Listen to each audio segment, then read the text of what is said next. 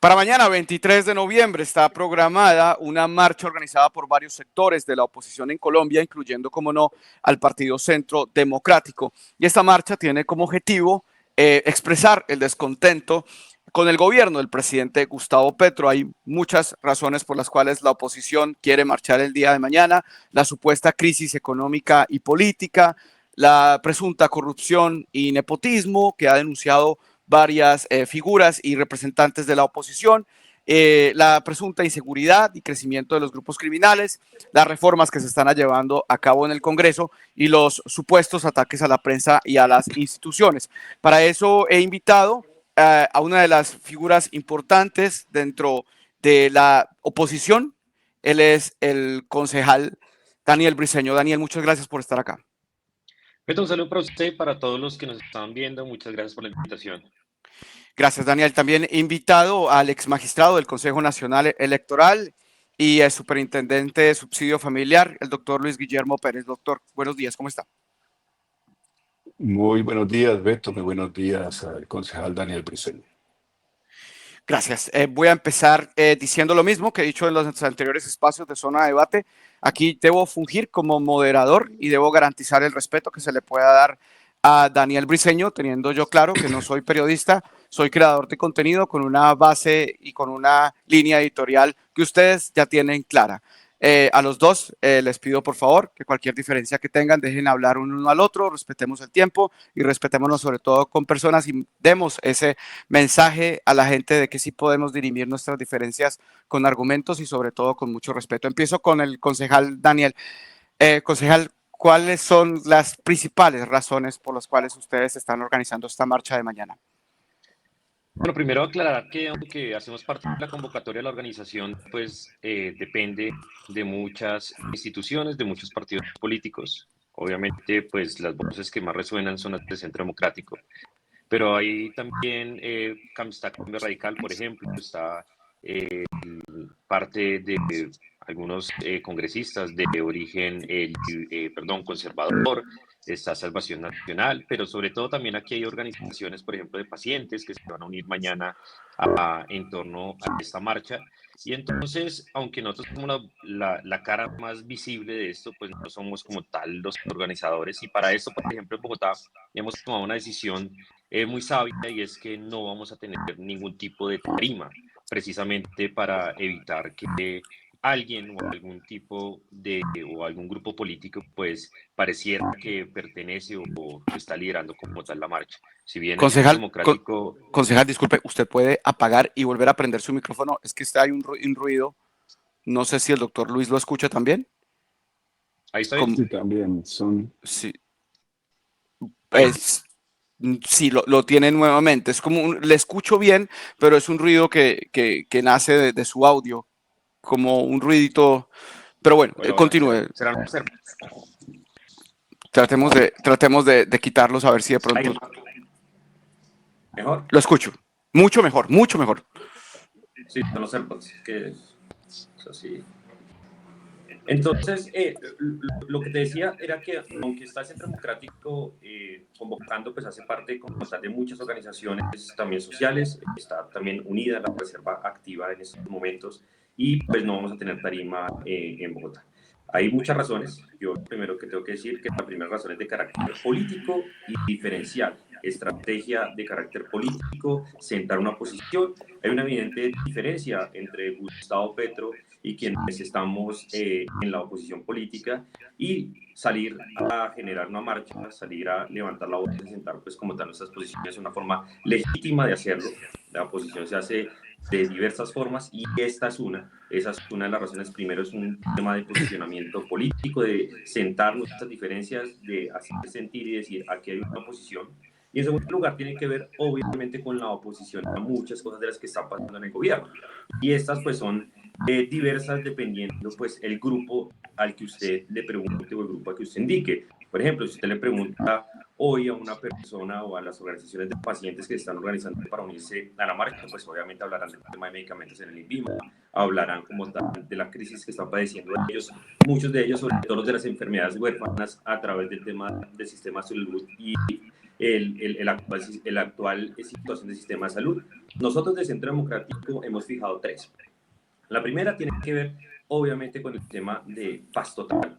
Nosotros creemos que es momento de comenzarle a sentar al país y a decirle que el tema de paz total no va bien. Y no va bien a tal punto que hasta personas cercanas al gobierno hoy están diciendo que la forma de negociación del presidente, la forma en cómo escogieron y la estrategia que plantearon para hacer diversas conversaciones al tiempo no está funcionando. Ayer lo vimos, lo que está pasando con la nueva Marquetalia, el ELN, pues nuevamente, históricamente, lo que ha hecho siempre durante todos los procesos de paz, pues se sale y dice, no vamos a hacer la paz con este gobierno, vamos a esperar a otro gobierno. No están como está siendo efectivas las medidas ni las mesas de negociaciones múltiples que hay en estos momentos. En segundo lugar, sentar nuestra posición también sobre lo que está pasando dentro de las intervenciones en el sistema de salud. Venimos de un escándalo que dio con la salida del señor Superintendente Nacional de Salud, Luis Carlos Leal, que además sale y en medio de unas denuncias que él mismo hace por corrupción, pero luego llega el nuevo superintendente a decir que todas las personas o los interventores, la mayoría que le había puesto, ni siquiera tenían registro como tal especial para estar generando dichas interventorías y por lo tanto también son removidos todos los interventores. Esto tiene como tal, y si les digo, aquí en el caso de Bogotá, con el tema de la inspección, vigilancia y control, pero sobre todo la intervención que se realizó en la subred Centro Oriente, pues nos tiene a todos en un momento en el que no sabemos qué va a pasar y no hay claridad por parte del gobierno. Y tercero, pues lo que tiene que ver con la crisis de Ecopetrol. Una crisis que es evidente y que está acompañado de dos factores. Uno, una crisis en el tema de la acción de Ecopetrol, en el funcionamiento de Ecopetrol en estos momentos. Y dos, unos cuestionamientos que están saliendo a la luz por parte del señor Ricardo Roa, su pareja, y muchos movimientos que se están realizando aquí. Yo puedo resumir en esos tres, pero luego le repito, si usted le pregunta a un otro grupo de los que salen, pues todos les darán como tal razones distintas. ¿Qué tiene para responder el doctor Luis Guillermo? Ha dicho cosas el señor Daniel Briceño, como el tema de la crisis de Ecopetrol, el tema de la crisis por el tema de la superintendencia de salud, la salida del último superintendente, y el tema también de la corrupción. ¿Qué opina el doctor Luis Guillermo? Bueno, en primer lugar, pues este es un gobierno que respeta y defiende los derechos humanos, que respeta a la oposición política. Aquí se le han dado todas las garantías para que se movilicen y protesten contra el gobierno. Lo van a hacer mañana en distintas ciudades y pueblos del país. Y les deseamos que les vaya muy bien en esas movilizaciones. Tienen todas las garantías del gobierno nacional. Aquí a nadie se le tortura, a nadie se le detiene arbitrariamente. Aquí no se dan órdenes a la policía para que le saquen los ojos a los manifestantes ni le disparen a la cara con los gases lacrimógenos. Así que hay una nueva cultura dentro de la fuerza pública de respeto pleno a los derechos humanos. Desde el gobierno no se ordena reprimir ni perseguir a quienes ejercen las movilizaciones contra el gobierno de manera pacífica. Por otra parte, pues yo felicito al concejal Daniel Briceño. Creo que él hace los mejores esfuerzos para desarrollar una crítica contra el gobierno distrital y contra el gobierno nacional. Sin embargo, le llamo la atención también desde su juventud, porque este país lo que necesita es una oposición seria, una oposición constructiva, una oposición que no difame y que reconozca lo que debe reconocerse sobre las cosas que van muy bien en Colombia. Va muy bien la economía nacional, va muy bien la macroeconomía, van muy bien las relaciones internacionales del gobierno colombiano. Apenas ayer recibíamos la noticia de que Colombia es uno de los países que más crece en la OCDE. En Colombia estamos registrando un crecimiento en este tercer trimestre del 2%, por encima de México, por encima de Francia, por encima de Canadá, por encima del Reino Unido, por encima de todos los países europeos. Y eso indica que se está haciendo algo muy bien dentro de la economía nacional. Por otra parte, mira, yo fui superintendente de subsidio familiar. ¿Qué constaté en el tiempo que estuve como superintendente? Que pese a que la oposición política y el Centro Democrático en particular decía que se iba a convertir a Colombia en Venezuela, el castrochavismo, que íbamos a arruinar la economía, que las empresas iban a ir del país. ¿Qué ha pasado al día de hoy? Que se pasó de cotizar menos de 10 billones de pesos, 10 billones de pesos al sistema de subsidio familiar, con un poco más de 10 millones de trabajadores, a tener hoy más de 11 millones de empleos y con un crecimiento de los aportes al sistema de subsidio familiar que se acerca a los 12 billones de pesos anuales. Esas son cifras reales. Ha crecido el número de empleos, ha crecido el número de empresas, ha disminuido la inflación a más de la mitad de lo que la tuvo el gobierno de Iván Duque y, por lo tanto, lo que debe sentir el pueblo colombiano es la satisfacción de que se está actuando con mucha responsabilidad del gobierno nacional. E incluso lo que se cuestiona en términos de la salud, de la intervención de las EPS, de la reforma a la salud. Esta es una crisis que no empezó con este gobierno. Es una crisis que empezó desde la Ley 100. ¿Cuántas EPS se han intervenido? Se han intervenido 117. Muchas de ellas mismas han pedido ser liquidadas, no en este gobierno, en el pasado. ¿Y qué es lo que se intenta? Pues garantizar justamente que toda la población colombiana tenga acceso a su derecho fundamental a la salud y reducir los gastos de la intermediación financiera, del aseguramiento, que lo que garantizó fue que hubiese grandes hechos de corrupción en el pasado que la opinión pública conoce. Y por supuesto, no somos perfectos. En todo gobierno hay errores, hay equivocaciones. La diferencia es que aquí se reconocen y aquí se hacen los cambios y aquí se avanza para garantizar justamente cumplir con el plan de gobierno y el plan nacional de desarrollo. Tal vez al doctor Luis también le faltó hacer referencia a un dato sobre el café colombiano, que en estos momentos se presentan máximos históricos de producción y precio. Daniel, concejal, ¿qué tiene usted frente a decir a estas cifras que vienen de la OCDE?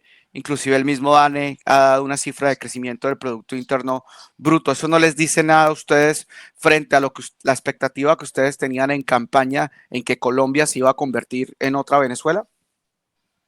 Mira, yo personalmente nunca dije que Colombia se iba a convertir en otra Venezuela. Simplemente yo lo que sí dije en campaña, que sí está pasando en estos momentos, es que el Estado colombiano se iba a agrandar a tal punto que los gastos de funcionamiento, que eso es un tema de visión política. El petrismo le gusta crecer el Estado, tiene una visión en donde dicen que un Estado grande es un Estado que funciona mejor.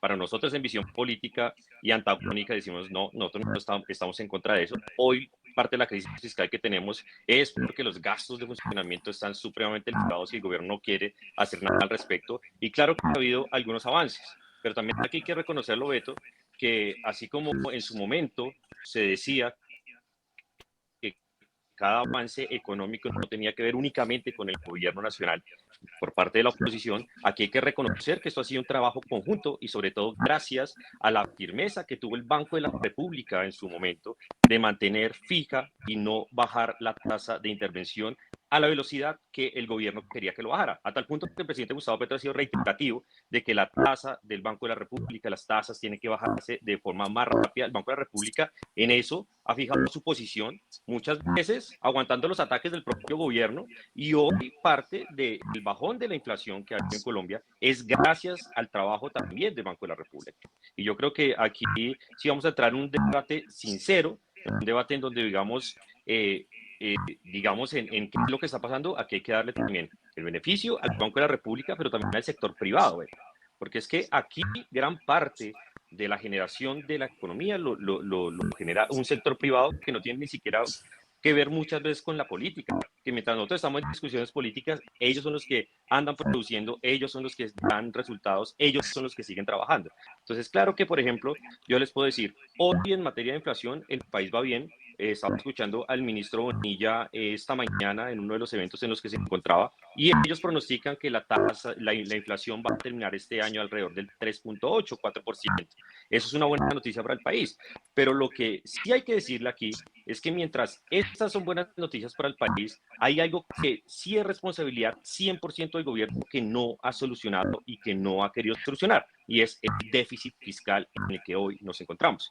Y en esto el gobierno ha sido completamente irresponsable, Beto, y doctor Luis Guillermo, porque ellos se han puesto a decir únicamente que es que la culpa es de Duque, que dejó endeudado el país. Eso es lo único que dicen y eso es lo que repiten. Nosotros tenemos crisis fiscal porque la culpa es de Duque y porque dejó endeudado el país. Yo tengo que decirles hoy aquí, la deuda durante el gobierno de Gustavo Petro pasó de 759 billones a 932. Es decir, el gobierno de Gustavo Petro también ha generado deuda de forma masiva, y esa deuda es de la que no quieren hablar. Y claro que el gobierno que tuvo que endeudar el país, claro que se hizo en su momento, claro que se tomaron unos créditos que hoy tienen al gobierno también en un grave apretón, porque pues hay que pagar uno grande en estos momentos, pero también hay que decirlo que el gobierno Petro ha llevado también al país. Lo han endeudado también de una forma alta, pero segundo, no ha cumplido con las metas de recaudo. Y la gestión que hay que hoy poner aquí en el centro es la gestión de la DIAN. Las proyecciones del señor Mr. Taxes, que es muy bueno para hacer TikToks, pero es muy malo para recaudar, pues no se cumplieron por varias razones. Uno, se cometió un error en el anticipo de renta en todo lo que tenía que ver con la no deducibilidad de las regalías. Ahí cometieron un error que el mismo presidente reconoció, dijo, nos equivocamos y ahora nos toca devolver. Segundo, las proyecciones sobre litigios, que ahora el señor Mr. Taxes está tratando de salirse de ese tema, pues no eran reales. Usted no podía recoger más de 10 billones de pesos a punta de litigios y una estrategia que no funcionaba. Y eso fue lo que metieron en el presupuesto el año pasado, que hoy no es real y hoy tiene ese problema. Y tercero, la DIAN, aunque aumentó burocráticamente y de una forma masiva, hoy no está siendo efectiva en el recaudo de los impuestos. Y lo peor es que ahora quieren acabar el sistema simple, que era un sistema que hacía que muchos pequeños productores, muchos pequeños comerciantes pudieran pagar de forma instantánea tanto el impuesto de renta como el impuesto de industria y comercio, y eso le aumentaba el recaudo según las cifras oficiales. Entonces, Beto, claro que hay cosas que aquí van bien, y yo quiero decirlo, yo siempre he reconocido el tema de la inflación, y a mí no me molesta que baje la inflación, a mí eso me pone contento. Es que las cosas, cuando el país le va bien, muchas cosas, a eso lo tiene que poner contento, no tiene que uno sacar la piedra solo porque es que está uno u otro gobierno. Pero también hay que decir, aquí hay una crisis fiscal sobre la cual no se ha dado una solución, y estamos a punto de que se acabe el año y todavía no hay una solución. El gobierno dice que es culpa del Congreso, pero ojo, esto no es solo responsabilidad del Congreso. Aquí el que dirige la política macroeconómica es el gobierno nacional. Bueno, pues tenemos una primicia. Yo la verdad no había leído y lo leo a Daniel, reconocerle algo al gobierno. Esto para mí es una primicia, doctor Luis Guillermo. ¿Qué tiene para responder frente al tema que menciona Daniel? Digamos que se trata un poco de darle un poco de crédito al gobierno nacional, él se lo da un poco a la empresa privada y también al Banco de la República. Doctor Luis Guillermo. Bueno, sin duda, la responsabilidad primera de que haya bajado la inflación, los precios de los alimentos, es del gobierno de Gustavo Petro Rego. Recuerda lo que pasaba con monómeros. ¿A quién le entregó monómeros Iván Duque? A Guaidó. Y se dedicaron a robarse una empresa que producía los insumos para la producción agrícola, los fertilizantes, los abonos, etcétera. El presidente Petro ha logrado que esta empresa, también en diálogo con el gobierno de Venezuela, haya reducido sustancialmente los costos de monómeros. Por eso han bajado los insumos para la producción agraria en el país, por eso ha crecido, como se reconoce hoy, la producción agraria en Colombia, por eso se ha reactivado la economía agraria y la economía campesina. Y por otra parte, estamos hablando de la deuda externa. Y si hay un cuestionamiento, yo le pido a la fiscal general de la Nación que intervenga. Aquí estamos hablando de que el gobierno Duque endeudó al país en 200 billones de pesos, de los cuales han dado explicaciones mal dadas, de 20 billones de pesos. ¿Qué pasó con esos 180 billones de pesos? ¿En qué se los gastaron? ¿En qué bolsillos terminaron? No fueron en subsidios a las personas que han perdido su trabajo durante la pandemia. Eso no está registrado en ninguna parte. O sea que sí hay unos cuestionamientos de fondo que obviamente nos obligan a pensar en el desastre que fue el gobierno de Iván Duque para la nación colombiana, para la economía colombiana, para la estabilidad y la credibilidad de Colombia también en su política internacional. Y este gobierno ha sido habilitado por todos los órganos interestatales económicos de aseguradoras internacionales por el manejo serio que se le ha dado a la economía colombiana. Y sí, se ha dado la deuda externa y se ha cumplido. Hay problemas, obviamente, fiscales, por supuesto. No se pasó la reforma tributaria en los términos que se quería. La Corte Constitucional tumbó las regalías de las empresas petroleras y de carbón que eran para el país, para el presupuesto nacional, para la inversión social, y terminó favoreciendo a estas multinacionales en más de 5 billones de pesos al año.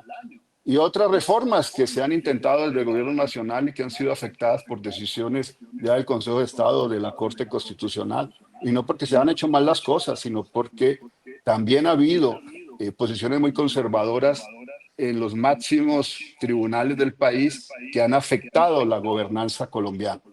Y no es para golpear al gobierno, porque finalmente se golpea es en general al pueblo colombiano. Yo pregunto sobre esos 5 billones de pesos con los que se premió a las multinacionales del petróleo y del carbón. ¿Es que acaso se benefició a los empresarios colombianos? No. ¿Es que se benefició a la población que necesita esas regalías? No. Se benefició a esas transnacionales. Entonces, yo lo que invito también al concejal Briceño, dentro del reconocimiento que él hace de los logros gubernamentales, que pueda orientar una opinión crítica que se necesita. Todo gobierno necesita ser criticado. Y este gobierno acepta la crítica, pero la crítica basada en la honestidad, en los datos reales, no en la difamación. Recientemente el concejal Briceño atacaba a la vicepresidenta que por estar financiando con recursos públicos un documental para su imagen pública. Y resultó pues, que eso nunca fue verdad. Ahí están las declaraciones, el comunicado público que emitió la productora de ese documental, donde dijo que nunca se invirtió un solo peso del presupuesto público para financiar ese documental. Y simplemente yo le invito a ser más riguroso con eso. Yo creo que si el concejal Daniel Briceño es más riguroso con las cosas que denuncia e investiga un poco más en profundidad, va a tener mucha más credibilidad y mucho más respeto en el país. Le doy la palabra al concejal para que responda al cuestionamiento del doctor Luis. Primero tengo que decir sobre eso que el doctor Luis Guillermo Pérez se quedó, y ahí lo invito a usted a ser riguroso y a leer el comunicado de la productora. Pero la productora nunca dijo que no recibió plata. La productora acepta que recibió 70 millones de pesos por parte de Proimágenes para el documental de la vicepresidenta Francia Márquez. Lo que dicen ellos es que eso es un incentivo normal que se le da a todo el mundo. Pero ellos no dijeron que nunca recibieron ni un solo peso, como le está diciendo usted. Y lo invito yo a leer tanto el comunicado de la productora, como el comunicado de Proimágenes, como los trinos del ministro de Cultura, donde dicen, sí se destinaron la plata, porque es que yo mostré el contrato. O sea, yo no photoshopeé o no edité un contrato y me metí un contrato. El contrato existe, la productora del documental Igualada y como tal el Proimágenes que desembolsó la plata. Ellos lo aceptan, solo que dicen, y la excusa que sacan es que eso es un incentivo que le dan a todo el mundo. Eso es otra discusión, pero la plata sí entró, doctor Luis Guillermo Pérez. Y eso tengo que decírselo y dejárselo claro aquí. Segundo lugar, para que ustedes revisen. Monómeros. Monómeros va a tener un capítulo muy grande, doctor Luis Guillermo Pérez, porque pasamos, como dicen ustedes, de entregarse a Guaidó, pero lo que ustedes lo que ustedes no hablan es del cambio de junta directiva que acaba de hacer Nicolás Maduro. Y ahora Nicolás Maduro, dictador, por cierto, será quien maneje monómeros, y a tal punto que esto tiene tan preocupado al presidente Gustavo Petro que por primera vez en casi 2 años de gobierno levantó la voz y dijo, oiga, no me vayan a vender monómeros, por favor, porque ya ahora está bajo el control en este momento de toda la directiva chavista, porque ahí está toda la gente muy cercana a Diosdado Cabello y demás, tal y como se reveló esta semana en prensa y tal como se reveló en los certificados de Cámara de Comercio y en los cambios de junta directiva. Entonces yo sí le pido, doctor Luis Guillermo, que en el tema de la vicepresidenta Francia Márquez es que es real, y se lo digo, en Colombia, así no les guste, está prohibido destinar plata a productos cinematográficos, de publicidad y demás que tengan por objetivo hablar de la imagen de un funcionario. Y yo le pregunto, esto es igualito, igualito a lo que trataron de hacer en su momento, lo que dijeron que iba a pasar con la autobiografía de la ex de primera dama María Juliana Ruiz. En ese momento la indignación fue gigante. Yo recuerdo, el doctor David Racero salió y pidió procuraduría, pidió que entraran todos los órganos de control. Pero le digo, la plata a la productora del documental sí entró y ellos lo aceptan. Son los que dicen que es algo que se le da a todo el mundo. Doctor Daniel, y antes de que Mira, el doctor Luis le sí, responda, perdona, no existe... Sí, sí, sí. Doctor Luis, adelante. no, sí, perdona que justamente estamos tratando el tema. Yo tengo aquí el comunicado público que le dirigen justamente al concejal Briceño sobre el documental Igualada. Y aquí dicen, sus afirmaciones desinforman y deslegitiman nuestro trabajo como profesionales de cine independiente y sobre todo buscan dañar la imagen de la vicepresidenta de Colombia, Francia Márquez, quien no ha participado de manera alguna en la promoción de la película ni tomó ninguna decisión sobre su contenido. Y agrega, y esto es clave decirlo y hacer énfasis, Igualada es un trabajo cinematográfico arduo y de largo aliento cuya producción abarca más de 3 años. El rodaje inició en agosto de 2020 y finalizó el 13 de marzo de 2022, es decir, antes de que empezara este gobierno que comenzó el 7 de agosto del 2022. Y luego dice, Igualada es una película independiente hecha por realizadores colombianos y productores de Estados Unidos y México. La producción y postproducción fue financiada en su totalidad con recursos privados sin ningún apoyo del gobierno nacional. E insisto, ahí está la fecha en la cual se realizó ese documental entre agosto de 2020 y el 13 de marzo de 2022, cuando no había entrado en funciones el gobierno nacional. Yo sí quiero, perdón, antes Daniel, yo sí quiero, Pero listo, Daniel, no, sí, adelante. ahí rápido porque pues doctor Luis Guillermo lee el primer párrafo del comunicado y quiere la segunda página que dice, a la par del recorrido internacional, en agosto del 2024 estrenamos el largometraje, perdón, a nivel nacional con nuestra distribuidora Briosa Films. Nos postulamos al estímulo para la promoción de largometrajes y desempeños por taquilla al Fondo de Fomento Cinematográfico. Este estímulo está dirigido al apoyo de la etapa de promoción o producción, cuya duración mínima sea de 70 minutos para su estreno. Nuestra solicitud cumplió con todos los requisitos y protocolos correspondientes. Ahí están diciendo que en el año 2024, a través del gobierno nacional y a través del contrato que yo publiqué, que ese es el 137 de 2024, aquí está, sí le dieron plata al documental de la vicepresidenta, aunque lo hayan firmado antes. Daniel, entiendo perfectamente la crítica y el paralelo que usted hace frente al escándalo que desató la destinación de recursos públicos para el libro autobiográfico de la primera dama en el gobierno de Iván Duque. ¿Usted no cree que existe una diferencia entre la vicepresidenta de la República, una funcionaria pública, a la cual también me imagino que se destinan recursos públicos para su imagen y también para la publicidad, que destinarle recursos a la primera dama? Y también mencionarle, Daniel, que una de las cosas que es fundamental para este gobierno es la oposición que usted hace, ya que usted la hace de manera objetiva y también muchas veces mostrando las pruebas. Pero usted en ese momento, le hago la pregunta directa, so pena de no querer inclinar el debate en contra suya totalmente, por eso le voy a dar todo el espacio para que responda. ¿Usted en ese momento se indignó también? Mira, hablo sobre el momento de María Juliana Ruiz, que por cierto terminó siendo un bulo, porque nunca se firmó, y eso hay que decirlo aquí. Es más, se especuló que habían sido 50 millones de pesos y fue una conversación que tuvo Noticias 1 con el director del archivo. Dijo que sí se lo habían solicitado.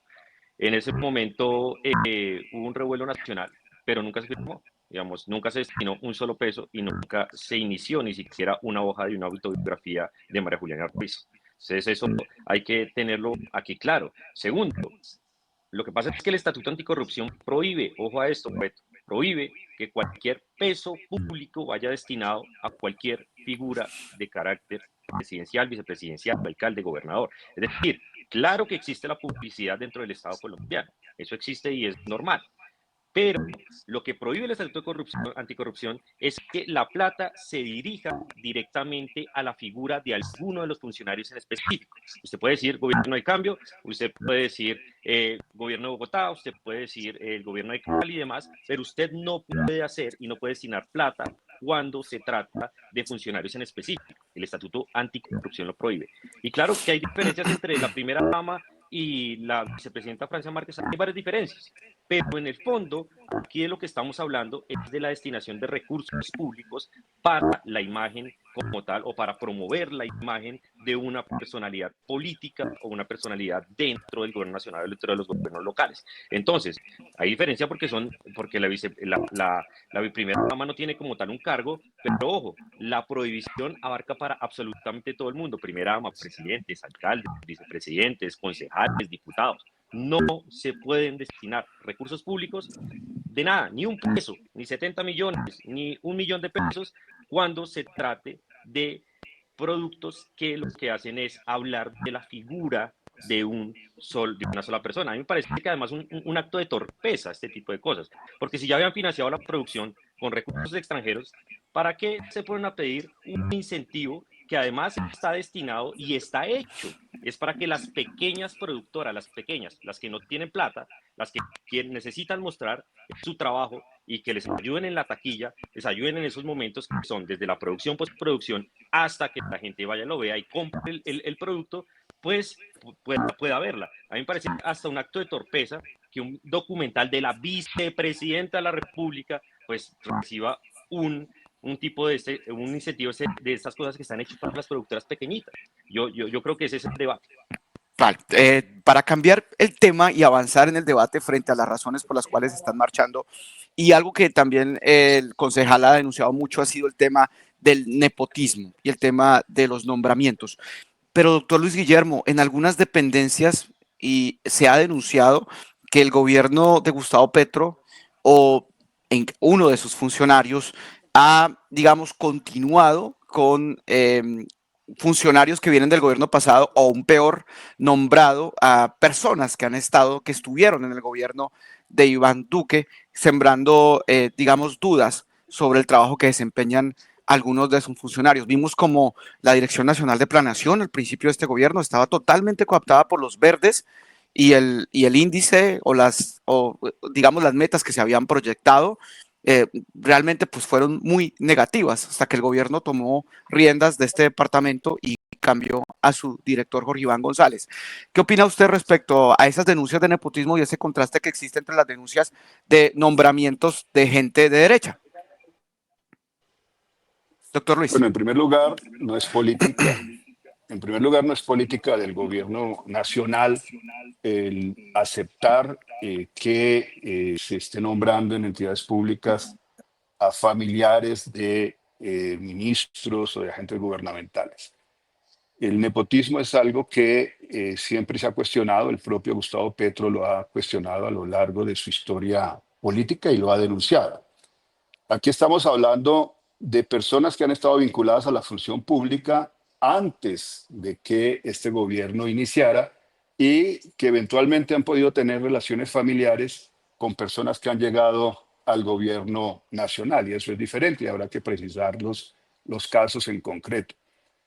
Hay otras personas que naturalmente por sus propios méritos pues tienen derecho a postular y a tener un empleo público y a ejercerlo. Y eso no implica necesariamente que llegó allí, que fue porque lo recomendó el ministro X o la ministra X. Pudo haber llegado allí producto de su experiencia y de sus méritos. Eso también hay que reconocerlo. Ese no es el debate, ese no es el problema.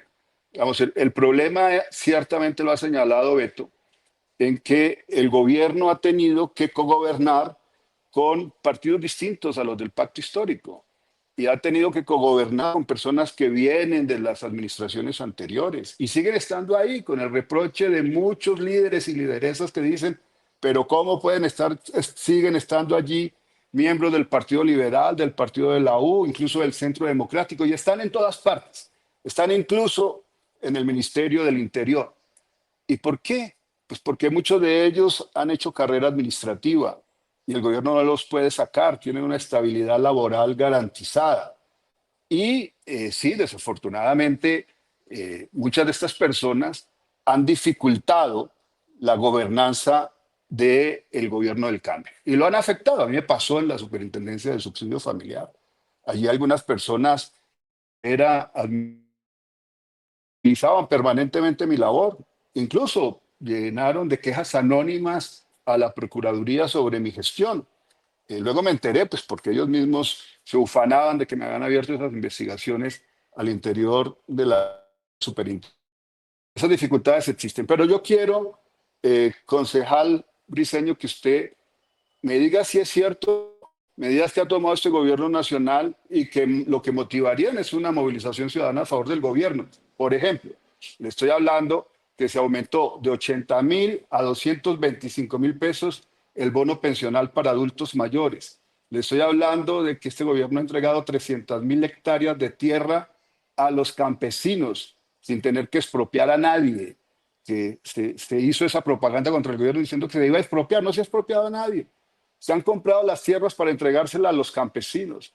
Este gobierno está transitando energías limpias. Se ha recuperado parte muy importante, falta muchísimo, pero se ha recuperado parte muy importante del Amazonas. Se ha detenido esa deforestación y se está incentivando que se vuelva a sembrar para proteger el pulmón del mundo, que es el Amazonas.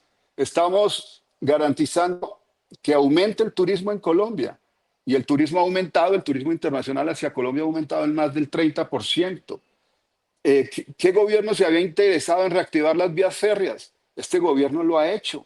Las vías férreas se han reactivado en más de 5.000 kilómetros y están transportando ya no solamente mercancías, sino empiezan a transportar también pasajeros.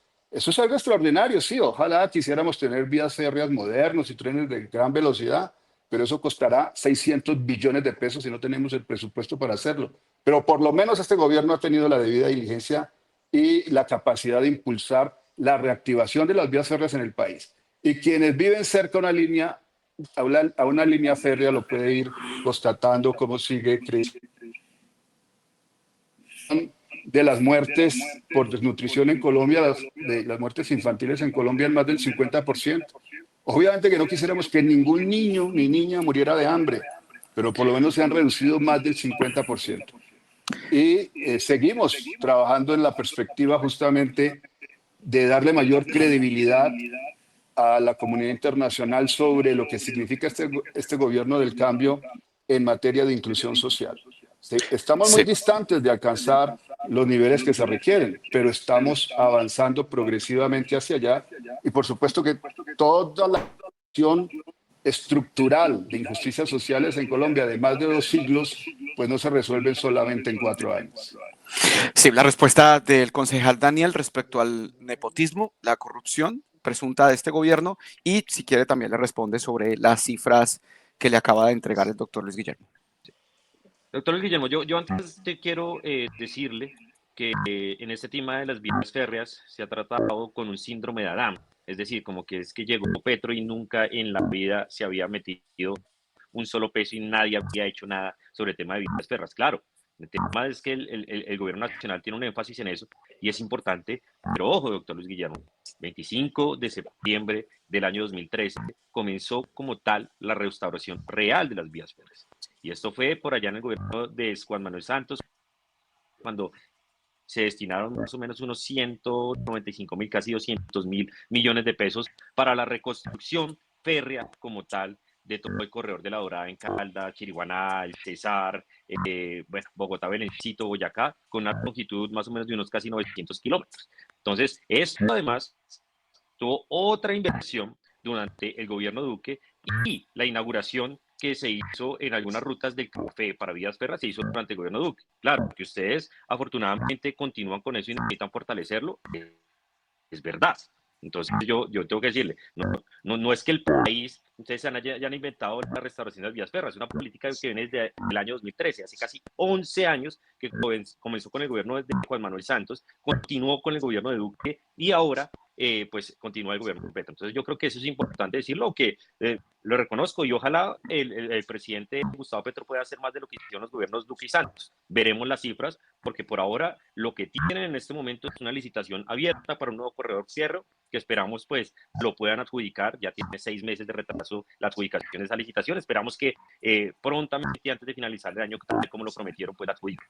Segundo lugar, doctor Luis Guillermo, yo creo que es importante hablar de nepotismo porque usted me dice, vea, es que la política del gobierno y nunca nadie ha permitido nepotismo y el presidente sería el primero que se opone.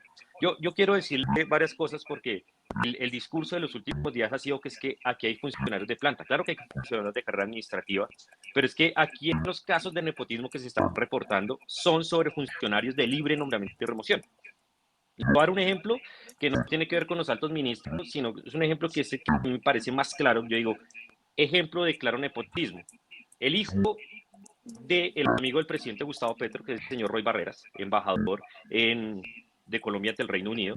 El hijo de Roy Barreras fue nombrado por este gobierno ante la OEA en estos momentos y se fue a vivir en la sede en Washington. Pero resulta que la esposa el hijo de Roy Barreras fue nombrada como asesora comercial del Ministerio de Industria y Comercio en Washington también. Entonces yo digo, ¿cómo haría un colombiano del común, un ciudadano normal, para que su hijo, mientras yo soy nombrado en la Embajada de Londres, en la Embajada de Colombia ante el Reino Unido, mi hijo sea nombrado en Washington y su esposa también se vaya con sueldo allá? Que vayan los dos. Y le digo, y no habían tantos méritos, porque cuando yo revisé la hoja de vida de la señora nuera del señor Roy Barreras, pues resulta que su nivel de inglés es intermedio.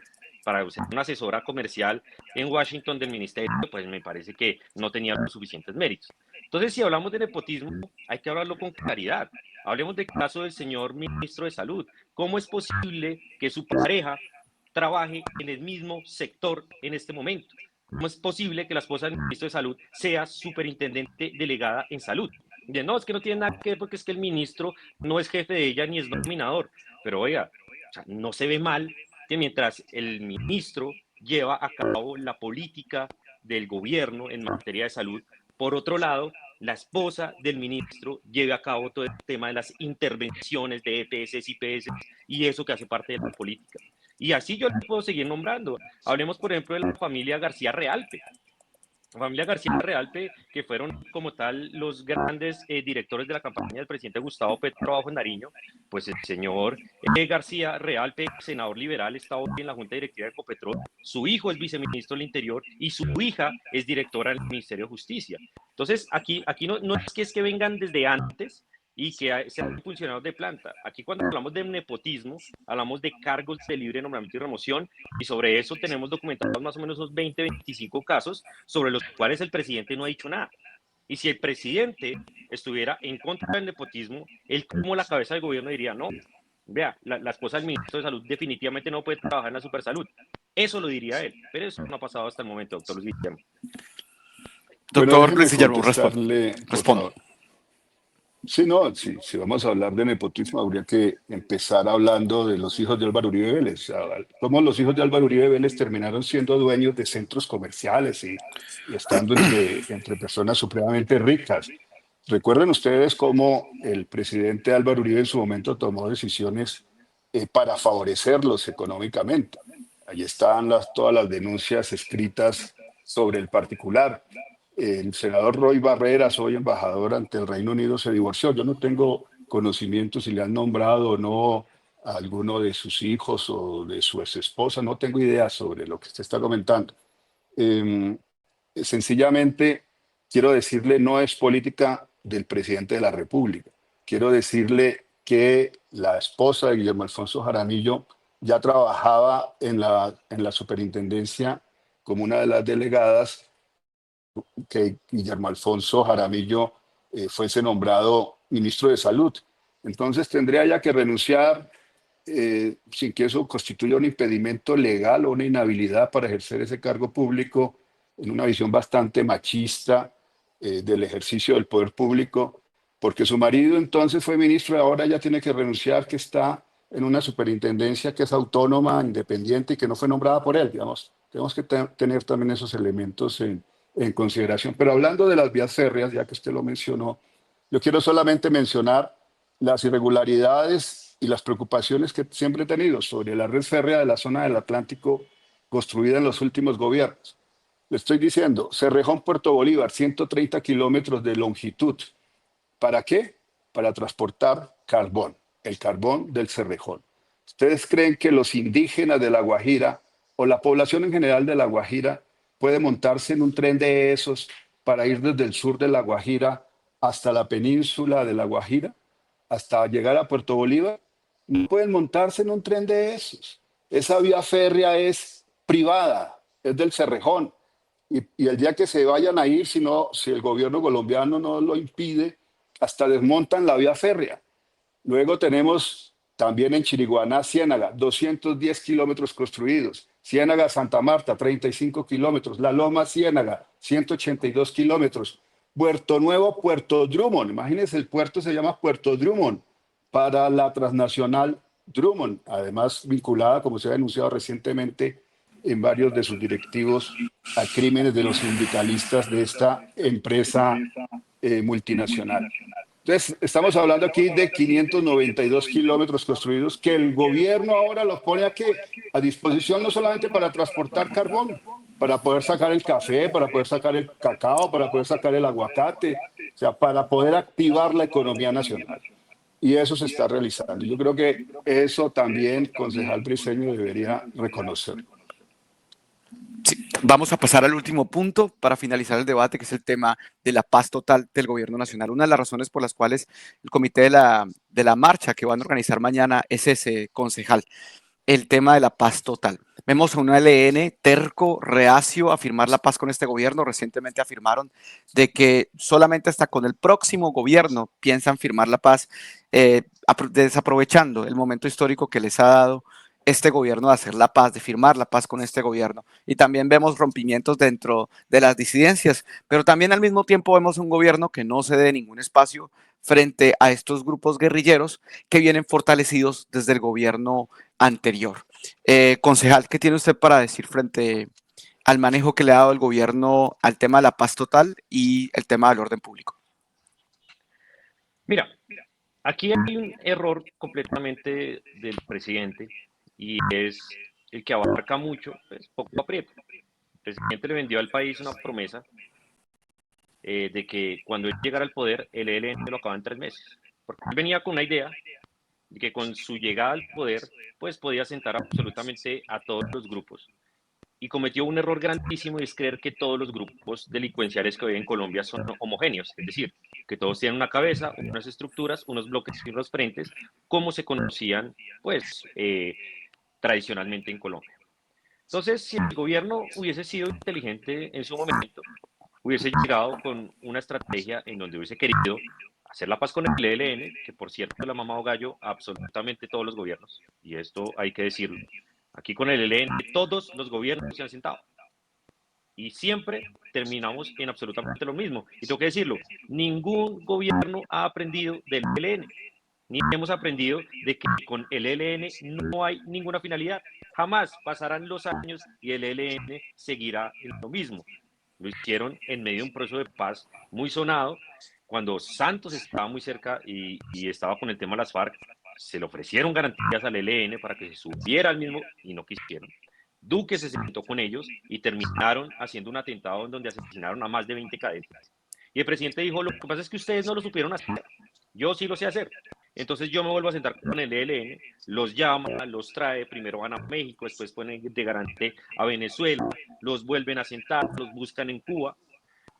Y después de varios días y de varios desplantes, porque el ELN le ha hecho muchos desplantes al gobierno en estos 2 años, pues el ELN dice, ¿sabe qué? Yo no voy a hacer paz con ustedes, nos vemos en el próximo gobierno. Que eso es lo que pasa aquí todo el mundo. Pero eso es con el ELN. Al tiempo, el gobierno lo que dijo es, nos vamos a comenzar a sentar con una serie de organizaciones y comete uno de los errores, y se los digo, este error lo resaltan hasta quienes apoyaron férreamente el proceso de paz de Santos. Y es, nos vamos a sentar con las disidencias de las FARC. Unas disidencias de las FARC totalmente fragmentadas, que tienen presencia territorial, que no se sabe si usted está negociando con Iván Márquez o no está negociando con Iván Márquez porque no sabemos si está vivo o muerto. El gobierno no hasta ahora sale a exigir como tal una prueba de supervivencia, pero también se dieron cuenta que las disidencias de las FARC también están mamando gallo hace rato. Y lo que están haciendo es en este momento fortalecerse. Pero por el otro lado, el gobierno abrió otro capítulo que fue con el Clan del Golfo y abrió otros capítulos que son con otro tipo de organizaciones más regionales, más departamentales y más municipales. Entonces él dijo, vamos a sentar a todo el mundo y con todo el mundo vamos a negociar. Pero lo que no se dio cuenta el gobierno es que no tenía, uno, ni un alto comisionado con la altura para hacerlo, porque Danilo Rueda, un señor vergonzoso que el propio gobierno lo tuvo que sacar, un señor que tiene muchos cuestionamientos encima desde la campaña, el señor Danilo Rueda, que tiene muchos señalamientos y que no fue capaz.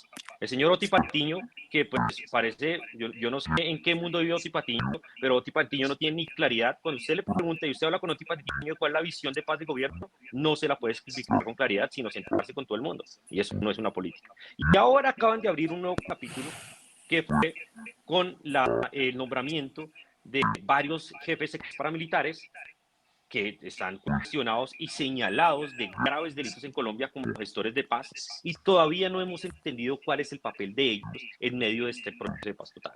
Entonces, un proceso en donde no hay reglas claras, en donde no sabemos cuál es la política, en donde no han podido sacar en el Congreso, porque tampoco es prioridad del gobierno, sacar la reglamentación para estos procesos, la ley de sometimiento y demás, pero también en donde abren un nuevo capítulo que es el tema de los jefes paramilitares. Y yo les pregunto a ustedes, ¿de qué trata la paz total? De eso se trata la marcha de mañana. Aquí no sabemos cuál es la política de paz total, sino sentarse, nombrar gestores de paz cada vez que se le ocurre a alguien, y tercero, pues fracasar y fracasar y fracasar en cada uno de los intentos, porque eso es lo que hemos visto durante estos 2 años.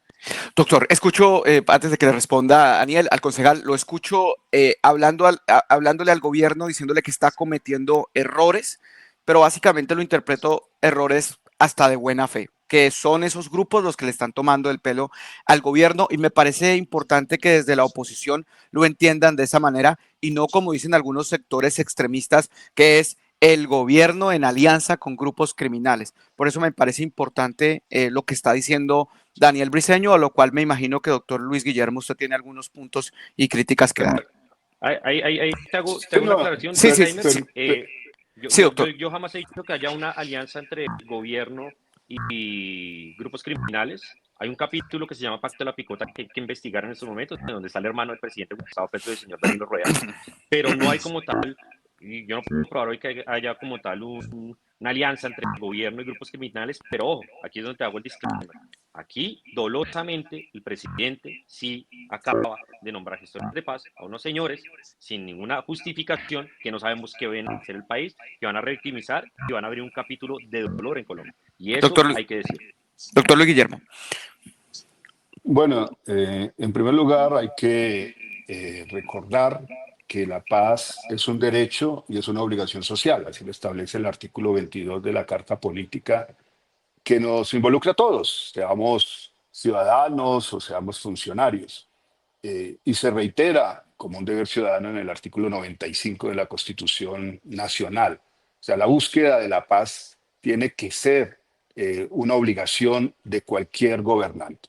Y este gobierno ha querido avanzar hacia la paz total en la idea de desarticular todos los factores de violencia política, de violencia armada, de violencia ligada a estructuras criminales. Este gobierno le ha dado más golpes al narcotráfico que ningún otro presidente en la historia del país. Y ahí están todas las cifras, las incautaciones semana tras semana en la costa pacífica, en la costa atlántica, de toneladas y toneladas de droga que han ido reduciendo los márgenes de ganancia de esa economía irregular. Por otra parte, hay experimentos muy exitosos de paz total. ¿Por qué no lo cita usted, el Briceño? Y lo invito a que conozca lo que ha venido sucediendo en Buenaventura. Yo lo conozco muy bien porque la población en los distintos sectores de iglesia y sociales me nombraron embajador de buena voluntad de Buenaventura para promover la paz. Y fui gestor, partícipe dentro de la delegación del presidente Gustavo Petro para promover justamente la desarticulación de estas bandas criminales, los chotas y los espartanos en este puerto. ¿Y qué se logró? Logramos sacar a Buenaventura de ser una de las regiones más violentas del mundo, uno de los municipios más violentos del mundo. Era el 7º más violento del planeta apenas hace 5 años, a que hoy sea una de las ciudades más pacíficas de Colombia. esa tregua entre chotas y espartanos ha avanzado. Hay que reconocerle a Monseñor Rubén Darío Jaramillo los méritos de haberla promulgado desde que inició este gobierno. A mí me sacó la Procuraduría General de la Nación, me puso una sanción infame de 12 años de inhabilidad en mis derechos políticos por haber contribuido al llamado de Monseñor Rubén Darío Jaramillo de solidarizarse voluntariamente con la paz total en Buenaventura. Pero los logros están ahí, la gente no podía ir a misa de 7 de la noche, los curas tuvieron que anticipar la misa a las 5 de la tarde, a las 6 de la tarde había toque de queda, todos tenían que encerrarse en sus casas. Yo patrociné un campeonato de fútbol donde se jugaron 300 partidos y se matricularon más de 130 equipos de fútbol. Y en ese periodo se generó un intercambio entre esos jóvenes que no podían salir de su barrio. Me emocionó, lloré mucho también de emoción cuando encontré niños, adolescentes que no conocían siquiera el mar habiendo nacido en Buenaventura. Ese es un modelo de paz total que se debería reconocer y sobre el cual se podría avanzar. Y más atrás hay que reconocer lo que pasó en la Comuna 13 de Medellín, que hoy es un centro de turismo nacional e internacional. Allí fue posible que los jóvenes, en lugar de ser violentados en sus derechos, en lugar de ser exterminados, pudieran tener oportunidades distintas de arte, de música, de cultura, de productividad. Y ustedes hoy pueden visitar la Comuna 13 y sentir orgullo. Y ustedes pueden considerar que esos son ejemplos posibles para alcanzar la paz total en Colombia. Pero claro, aquí no les interesa. Y no les interesa que haya paz a muchos sectores del poder que se han enriquecido con la violencia y con la corrupción precisamente por ello. Por eso se oponen, porque ellos no exponen la vida de sus hijos, no son los hijos de Álvaro Uribe Vélez, que tiene más de 400 escoltas, los que van a sufrir la violencia si se sigue incrementando. Pero aún así hemos logrado reducir los índices de muertes violentas en Colombia. Sí, hay problemas, por supuesto. Cada grupo armado tiene sus estrategias. El gobierno tiene la obligación de enfrentarla, como lo vienen haciendo. Ha enfrentado militarmente al ELN, le ha tendido una mano, hay un desentendimiento, pero los conflictos armados tienen que terminar. La paz se tiene que lograr. Hay que crear las condiciones estructurales para que se crean la paz.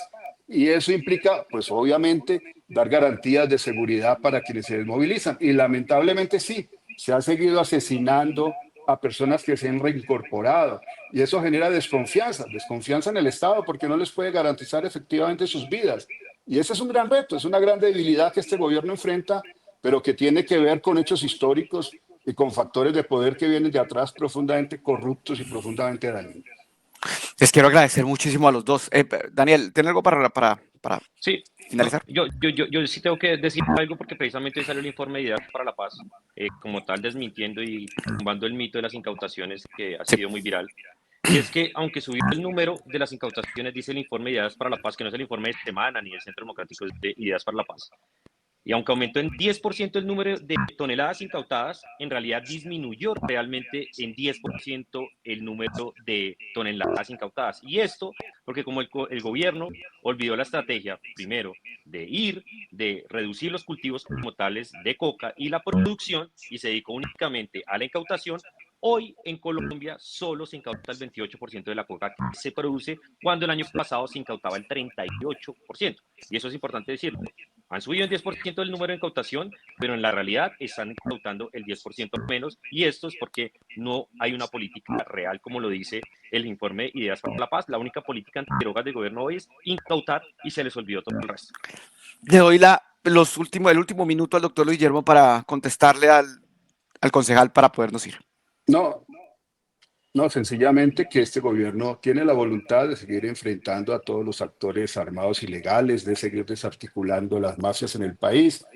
Hay visiones de este gobierno, ha optado no por reprimir al campesino cultivador, al indígena cultivador, al afrocultivador, sino golpear por mayor altura a esas estructuras criminales y favorecer a través de la estrategia de paz total la posibilidad de llegar a desarticularlas, de alcanzar justamente que a través de beneficios jurídicos que se pueden entregar a través de la Fiscalía General de la Nación podamos contribuir a erradicar esos fenómenos criminales. Pero se necesita mayor inversión social, se necesita que se genere trabajo en estos departamentos, en estas regiones olvidadas del país que solo han conocido la represión. Y en ese sentido, el gobierno está avanzando y yo quiero que seamos mucho más positivos. Y sí les invito a reconocer, concejal Daniel Briceño, muy objetivamente lo que el gobierno hace bien y muy objetivamente lo que hagamos mal. Y también le invito a que siga mejorando sus cuestionamientos, porque eso ayuda también al gobierno nacional, pero que se aleje de las estrategias de difamación de su partido y de quienes acompañan esas estrategias de difamación en el control de los medios de comunicación.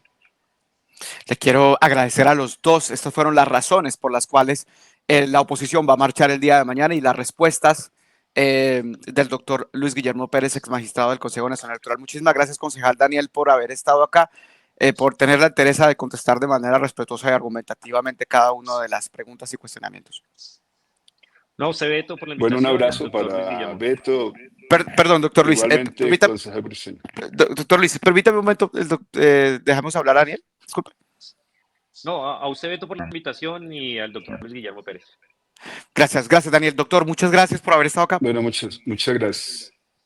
Un abrazo para los dos. Muchas gracias, Beto. Muchas gracias al concejal. Hasta luego. A todos ustedes, no se les olvide, por favor, conectarse más tarde en Beto Reacción. Vamos a tener un programa especial y también les recomiendo a las personas que que se inscribieron al curso de cómo ser creador de contenido político, de hacer que tu opinión cuente. Acuérdense que pueden adquirir el curso a través del enlace que acá les voy a dejar en los comentarios y con el código Nichito obtienen el 50% de descuento. Les mando un abrazo bien fuerte. Adiós.